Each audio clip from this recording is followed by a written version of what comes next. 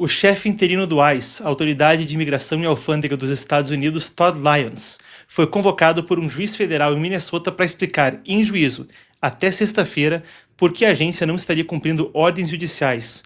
Isso enquanto manifestações em larga escala dão o tom de tensão ali no estado, uma coisa que é talvez um dos momentos de inflexão nesse segundo mandato de Donald Trump, conforme há prisões em massa e confrontos com agentes federais depois da morte do ativista anti-ICE Alex Pretty, um ativista que no sábado acabou baleado em meio a uma ação da ICE, uma ação policial por ali. Enquanto é dito que ele estava armado, nos vídeos parece que não é conclusivo quanto a se a ação foi em legítima defesa, como num primeiro momento afirmou o governo americano por parte dos policiais, ou se houve um excesso do uso da força. A gente vai passar pelos dois lados da história à frente. Enquanto isso, vale a pena destacar o seguinte: os panos quentes estão sendo colocados por ali. Antes da gente prosseguir, melhor ainda, eu coloco aqui do meu lado e vocês veem as ordens judiciais. Esse chefe interino, então, deve estar diante dos tribunais até sexta-feira. Vale a pena falar que isso não é relacionado diretamente ao tiroteio que houve, apesar de, claro, ser possível a gente entender que todo esse clima de pressão política também pode exercer algum efeito nas cortes. Mas isso é quanto a audiências de custódia de alguns imigrantes ilegais que foram detidos pelas autoridades americanas, enquanto a corte fala que deveria haver alguma notificação à corte quanto a audiências de custódia dessas pessoas, audiências realizadas após então a sua detenção para decidir se eles aguardam em liberdade por um julgamento ou se seguem presos até um julgamento. Bem, basicamente a ICE não deu notícia para a corte de se as audiências foram realizadas ou não, e por repetido descumprimento então de pedidos quanto a isso, indo para a ICE, é que o Todd Lyons, então o chefe dessa agência policial de imigração, está sendo convocado para depor. Aqui, como eu falei, você tem os detalhes do caso do meu lado. O caso ainda explica que, se eventualmente as pessoas que foram detidas forem soltas até sexta-feira, aí as coisas já estão apaziguadas, não seria necessário que houvesse audiência. Mas é dito que ele poderia, se não conseguisse explicar para a corte do porquê as audiências de custódia não foram realizadas e do porquê ele não respondeu à corte nos prazos que foram fornecidos, poderia até ser preso, uma coisa que cai nesse quebra-cabeça. Muito bem. Dada a notícia mais recente, eu recapitulo com você o clima de tensão, conforme, ao longo de um período que se estende desde o final do ano passado, é relatado que, na seguinte ordem, um youtuber conservador, o Nick Shirley, descobriu um aparente esquema de fraude envolvendo a comunidade de imigrantes da Somália no estado de Minnesota, nos Estados Unidos. O FBI despachou a gente para uma investigação e mais de 2.000 membros de autoridades federais foram também despachados para lá. Aí começaram operações quanto à questão de imigração ilegal.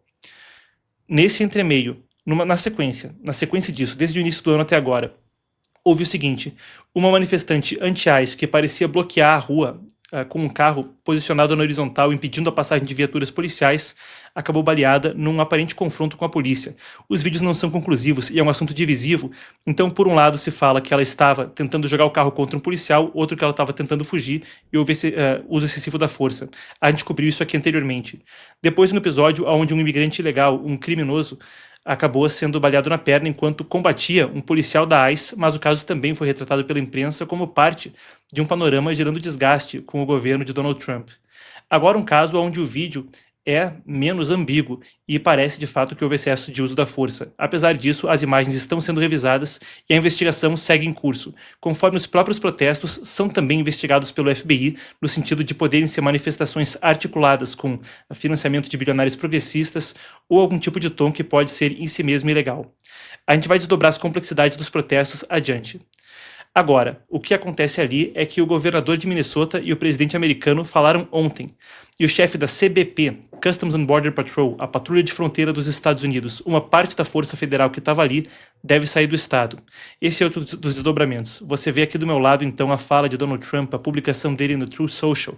Depois, então, de um telefonema com o governador do estado, Tim Walz, ontem.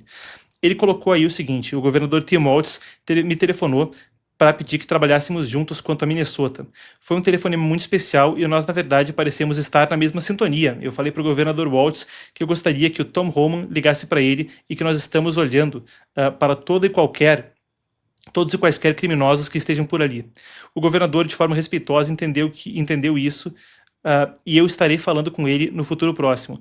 Ele estava contente que Tom Homan está indo para Minnesota e eu também estou. Nós tivemos tremendo sucesso em Washington, Memphis, Tennessee, New Orleans, Louisiana e virtualmente todos os outros lugares que nós encostamos, e até em Minnesota o crime baixou bastante.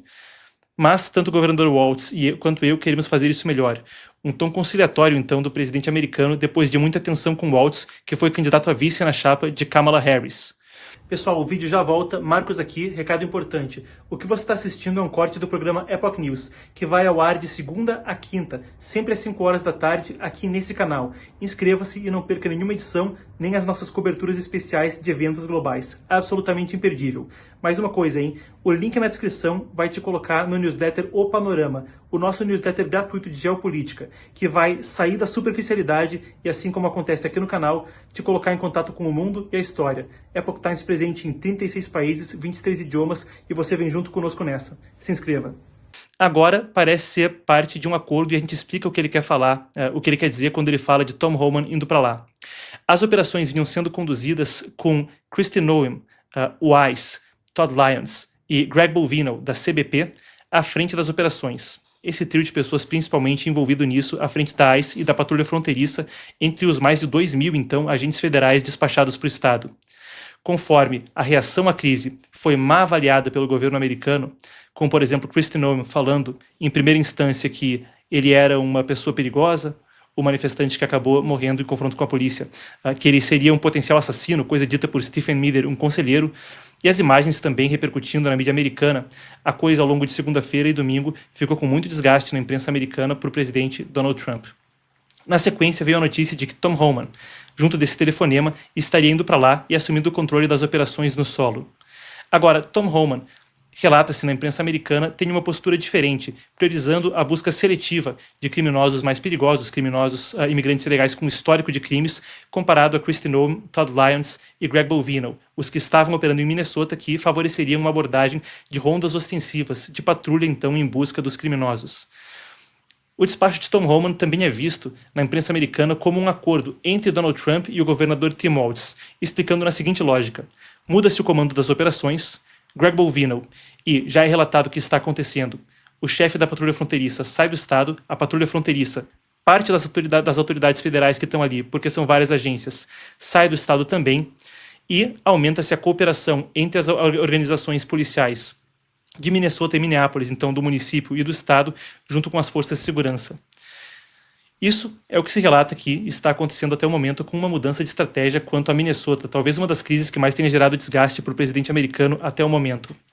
Daí, com esse gancho, vamos ouvir o que disse ontem a secretária de imprensa da Casa Branca, Caroline Leavitt. Ela que você acompanhou essa coletiva na íntegra aqui, mas a gente recupera o que ela falou e a gente vai desdobrar as nuances de tudo isso agora que a gente já tem a informação da notícia em mãos. Confira o que disse Caroline Leavitt sobre Tom Homan e mesmo deportações em governos anteriores na coletiva de imprensa de ontem. This is a Washington Post headline from 9 years ago, 2016. Meet the man the White House has honored for deporting illegal immigrants. And I would remind everyone in this room that it was former President Barack Hussein Obama who awarded a medal to Mr. Homan. So he's obviously very qualified. He has the full trust and faith of the president. He will continue to have these meetings in the hopes that ICE and local law enforcement can cooperate and work together to have successful immigration enforcement, as we've seen in almost every other state across the country. Bom, aí está então o registro feito pela secretária de imprensa Caroline Leavitt. Quando a gente fala de Tom Homan, um veterano então do trabalho com patrulha fronteiriça, com a ICE e do trabalho com deportações nos Estados Unidos. Esse ajuste de estratégia também vem à luz dessa comparação feita consistentemente pelo governo de Trump com governos anteriores. Parte da retórica do governo é que Trump não tem deportado mais necessariamente que outros presidentes. Em comparação com Obama, a gente pode até trazer os números. Durante os 2 mandatos de Obama, segundo a nossa apuração, mais de 3 milhões de pessoas foram formalmente deportadas dos Estados Unidos, dados da própria ICE, então mesmo a agência policial agora no centro dessa polêmica, indicam que cerca de 56 detidos morreram enquanto estavam sob custódia da agência nesse período. Quando a gente soma isso com os chamados returns, a gente está falando de imigrantes então que voluntariamente saem do país ou são devolvidos sem um processo formal de deportação, o total de pessoas ultrapassa 5 milhões. Ao longo do governo Obama, cerca de 74% das remoções formais ocorreram por meio de procedimentos acelerados, expedited removal e reinstatement of removal. São os procedimentos, então, utilizados. Mas basicamente significa que não tinham audiência diante de um juiz de imigração. Certo? Aí, a gente tem uma questão de dados que mostram dados acima do governo Obama comparado com o atual governo Trump. Apesar de ter um release do Departamento de Segurança Interna que coloca já nos milhões a quantidade de pessoas saindo do país, formalmente os números do governo Trump ainda ficam abaixo nesse primeiro ano do que eram as deportações anuais do governo Obama, com cerca de 275 mil, 230 mil, dependendo da estatística. Como eu falei, o Departamento de Segurança Interna tem uma estatística mais inflada, que inclui também pessoas que se autodeportaram e outros números. Mas a gente trabalha com essa que é a oficial, então abaixo do governo Obama no momento. A crítica sendo por parte do governo Trump que, naquela época, não havia protestos que fossem similares. A gente tem aqui também a Polícia Estadual de Minneapolis, que passou a conter as manifestações com uso de força, conforme a gente vê nas imagens ao lado. E as manifestações tinham chamado a atenção anteriormente, conforme o governo federal criticava as autoridades locais por não estarem cooperando, então, com o governo Trump na contenção, ou melhor, no apoio às autoridades federais, e havia essa descoordenação, conforme era dito pelo governo federal que os protestos seriam mesmo incentivados pelo governador Tim Walz e pelo prefeito Jacob Frey por ali. Então você está acompanhando algumas das imagens da polícia local contendo os manifestantes, isso já após esse telefonema entre Trump e o governador do estado. Enquanto isso, eu falei que uma das autoridades federais que deve sair da operação, então, depois do que aconteceu nessa aparente mudança de estratégia, é Gregory Bovino, o comandante interino, então, da Patrulha de Fronteira, a CBP, Customs and Border Patrol. Alguns dos agentes sob o comando dele também devem deixar a região nos próximos dias como parte desse movimento de redução da presença federal com acordo com o governo do estado. Segundo a CBS, emissora americana, alguns dos agentes envolvidos no tiroteio que acabou com a morte do ativista Alex Pretty no sábado, então, estavam com câmeras corporais e isso também vai ser, então, parte dessa investigação. Agora, a partir disso, na sequência, eu converso com vocês a respeito de outras das nuances sobre esse caso, enquanto um aspecto disso são críticas do governo federal de que esses protestos seriam financiados e articulados de forma a deliberadamente impedir a atuação das forças de segurança nos Estados Unidos, impedir que fosse executada a agência de deportação, que afinal de contas foi uma promessa de campanha do presidente americano, e ainda que podem estar sendo financiados de forma ilegal. Eu vou até resgatar uma coisa que a gente já falou anteriormente. Trump ameaçou utilizar contra o bilionário George Soros o RICO Act, a lei antimáfia dos Estados Unidos. O racketeering é o termo utilizado ali legalmente, porque as condutas entre protestos organizados, financiamento, ONGs poderiam cair nessa categoria. A partir daí eu desdobro com você o seguinte, a gente vai ter aqui algumas matérias e eu vou desdobrar na sequência. O FBI está fazendo uma organização para apurar o financiamento do que acontece conforme agressões contra agentes duais, no outro lado da moeda disso aí, cresceram mais de 1.100% em 2025, em comparação ao ano anterior. Em alguns casos, os agentes foram alvo de ataques físicos e até de tentativas de atropelamento durante operações. As autoridades, então, investigam o papel dos financiadores nisso daí. Eu quero pontuar dois com você em especial. Tem uma das organizações que está convocando esses protestos, chamada Indivisible. Eles têm uma filial chamada Indivisible Twin Cities.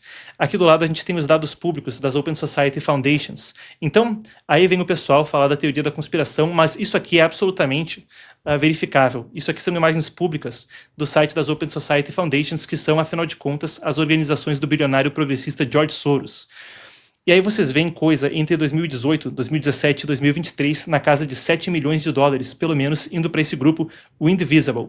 Esses são dados públicos, divulgados então no site das Open Society Foundations.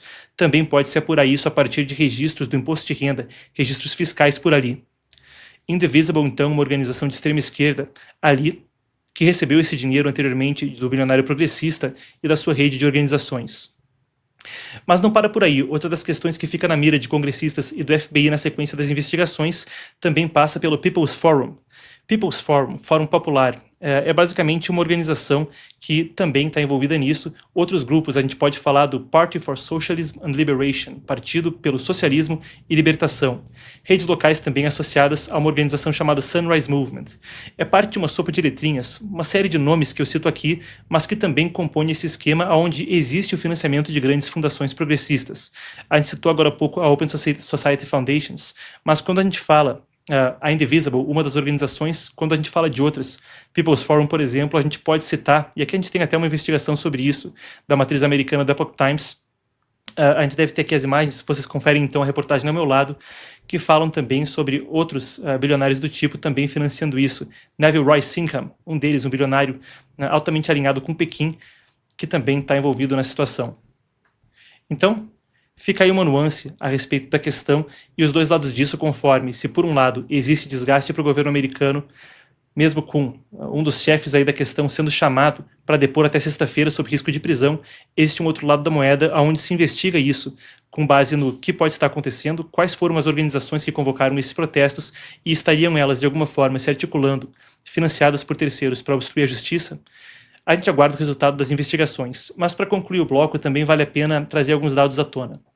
Enquanto existe um debate quanto à violência policial, também existe um debate quanto à redução da criminalidade nos Estados Unidos, e o governo americano tem jogado essas estatísticas, dizendo que elas também vêm a partir da deportação de imigrantes ilegais. Aqui vocês conferem a reportagem ao meu lado, conforme a gente fala de uma taxa de criminalidade a menor no país desde 1900. Aqui tem um update, então, feito por uma organização, Council on Criminal Justice, mas citando dados oficiais que fala que do último ano para cá, conforme essas operações policiais se desdobraram, não só em Minnesota, onde existe o caos, mas em uma série de estados onde esses incidentes não foram vistos, se fala de uma redução na criminalidade a maior em um único ano, cerca de 20% em queda na taxa de homicídios de 2024 para 2025. Essa é a maior redução anual já registrada, tá? Os níveis são iguais ou inferiores aos de 2019. O estudo analisou dados de 40 grandes cidades e outros crimes também recuaram, incluindo roubos de veículos e furtos em lojas. A maior queda, então, desde 1900 em um único ano, recuando aos números de criminalidade de taxa de homicídio de 2019, o que também é parte da narrativa do governo americano a respeito do assunto.